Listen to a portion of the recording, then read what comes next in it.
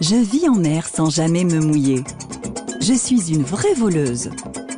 Mon nom désigne aussi un nom de navire.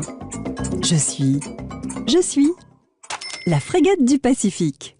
Avec ses longues ailes pointues et sa grande queue fourchue, la frégate du Pacifique a vraiment belle allure. Le mâle est entièrement noir avec une poche rouge vermillon sous la gorge et la femelle est blanche. Si elle ne se pose jamais sur l'eau, c'est parce qu'elle est incapable de s'envoler depuis la surface. Elle vit sur de petits îlots à l'extérieur du lagon, nichés dans des arbres en compagnie de fous et de noddies.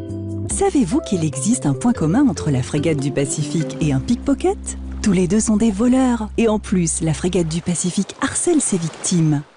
Ce sont des oiseaux opportunistes qui se nourrissent de toutes sortes de nourriture et elles sont capables de choper, d'attraper des jeunes tortues sorties du nid ou bien d'attaquer les oiseaux marins qui rentrent au nid chargés de leur pêche pour nourrir leurs petits. C'est un kleptomaniaque, c'est un voleur de nourriture, c'est donc du parasitisme puisqu'ils vivent en partie aux dépens des autres.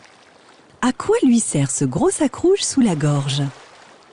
Ce gros truc rouge, c'est le sac gulaire que possèdent les mâles et qui leur servent lors des parades nuptiales. La frégate mâle gonfle son jabot pour faire le beau finalement. On les entend qui poussent des cris et c'est à celui qui aura la plus belle gorge et le plus de voix pour séduire ces dames. Quand a lieu sa reproduction ?